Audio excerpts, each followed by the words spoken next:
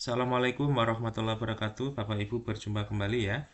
Kali ini saya akan berbagi informasi ya terbaru dari laman guru.kemdikbud.co.id terkait dengan sertifikat webinar di PMM tidak boleh diperjualbelikan.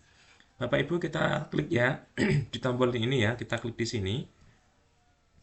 Di sini sudah ada informasi Bapak dan Ibu, panduan webinar komunitas. Lakukan dan hindari hal ini dalam webinar komunitas belajar di PMM. Bapak Ibu, di sini ada informasi ya bagi komunitas penyelenggara ya. Silakan lakukan agendakan webinar di PMM paling lambat 3 kali 24 jam sebelum acara. Kemudian tuliskan hal penting yang perlu diketahui peserta pada kolom deskripsi dengan jelas, seperti ketersediaan sertifikat. Lalu pastikan webinar sudah memiliki narasumber atau pemateri pada hari H acara. Kemudian berikan informasi pembatalan webinar pada kolom deskripsi jika harus dibatalkan. Lalu materi webinar fokus pada materi berbagi praktik baik atau pengalaman yang telah dilakukan oleh narasumber untuk menghindari miskonsepsi. Lalu komunitas penyelenggara bertanggung jawab untuk membuat dan mengesahkan sertifikat jika ada. Sertifikat dapat diberikan oleh salah satu penggerak komunitas, penyelenggara atau ketua komunitas. Kemudian berikan informasi kontak narahubung yang dapat dihubungi oleh peserta pada kolom deskripsi selama webinar. Kemudian siapkan siaran langsung melalui YouTube jika pendaftar webinar melebihi kapasitas Zoom atau Google Meet yang dimiliki. Tuliskan nama kanal atau contohan YouTube ya untuk siaran langsung webinar pada kolom deskripsi webinar. Kemudian berikan sertifikat ya jika ada kepada peserta yang benar-benar mengikuti webinar. Berikan formulir daftar hadir di akhir webinar dan tutup formulir saat webinar usai.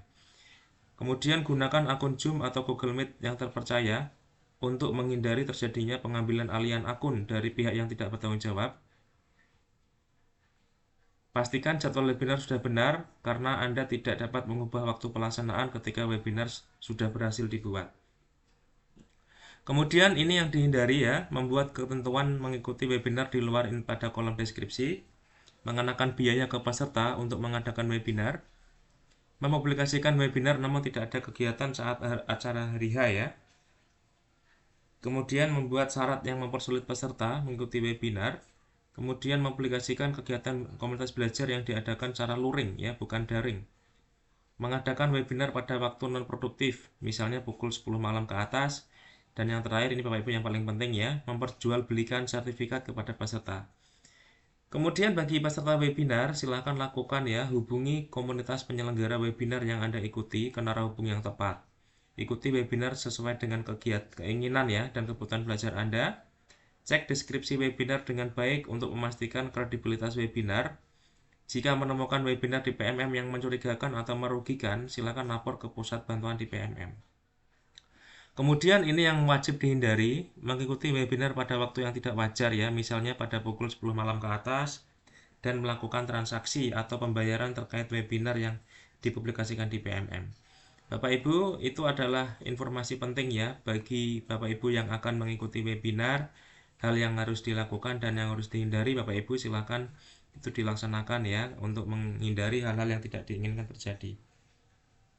Bapak Ibu terima kasih, semoga bermanfaat. Silakan like dan subscribe ya. Silakan share apabila dirasa bermanfaat. Wassalamualaikum warahmatullahi wabarakatuh.